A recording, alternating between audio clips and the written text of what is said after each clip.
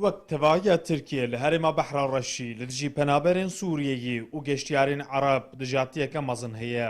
بەریە چەند ڕۆژان لە سینۆپێ لە پلاژێکە کۆ ji gel re vekiriye pankarteka hat vekirin û hat gotin ku penaberên Sûriyeyê nikarin li vir bikevin behrê.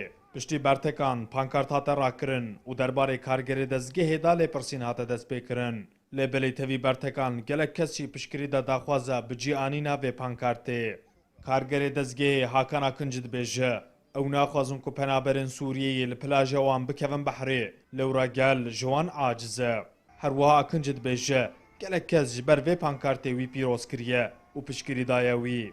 Pankartın açılımı aynen şuydu: vatan için savaşmayanlar plajımızda denize giremez. Me pankartê bi Tirkî û Erebî nivîsî û me got kesên ku bo welatê xwe şer nakin nikarin bikevin vê plajê. Di dawiyê de jî me got bila nîjada Tirk her hebem. Ev nîjadperestî nînin. Em Tirkin û em welatê xwe hez dikin. Leşkerên me li Sûriyê tên kuştin. Lê ev tên dikevin behrê. Bi rastî em ji ber rihatiya wan gelek ecizin. Ev mirovên qirêjin em van naxwazin. Gelek kes piştgirî dide min niha. Hin welatiyên ku piştgirî didin vê daxwazê dibêjin em li Tirkiye ji hebûna penaberên Sûriyê acizin. Nizî aile yeri. Em her tim tên vê derê. Em dixwazin bi dirahetî bikevin behrê û li plajê xwe bidin bertavê. Lê dema penaberên Sûriyeyê tên em qet rihet nabin. Em wan li welatê xwe naxwazin. Loma ez jî piştgiriyê didim pankartê. Bila Sûriyeyî vegerin welatê xwe. Bese êdî. Lê belê hin welatî jî dibêjin penaberên Sûriyî li Tirkiye mêvanin. Divê em xwedî li wan derkevin. Çawa têketina behrê heqê me be. Wisa heqê wan e jî.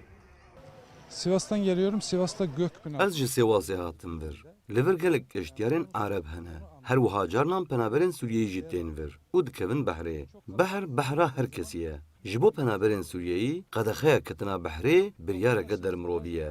Ev yek eybe û şerm e. Ew li welatê me mêvanin. Her wiha geştyarên Arab jî bertek nîşanî van pankart û daxwazên cudakarî û nijadperestiyê didin û dibêjin ev nêrîneke dermirovî ye. حضرت إلى تركيا منذ أكثر من Bi rastî ez niha ber bi vê plajê ve diçim. Min jî vê pankartê li ser medya civakî dît. Çi qas eyb û şerm e. Ma penaberên Sûriyeyê qey ji kêfa xwe welatê xwe terkandinim. Ev ji ber şer reviyanim. Yanî ji mirinê xelas bûnim. Ev mehacirin. Lê em dibînin ku li dijî wan mixabin nêrîne gel pir xirab in. Divê rayedarên Tirk vê meseleyê çareser bikin. Ji xeynê Sînop li bajarên wek Stenbol, Antalya, Muğla û Bursayê jî li dijî penaberên Sûriyê û carinan li dijî geştyarên Arab cudakarî têkirin û ew carcaran rastî êrişên nijadperestî û bertekên welatiyên Tirkiye tên. Omer Sönmez, Kurdistan 24, Sinop.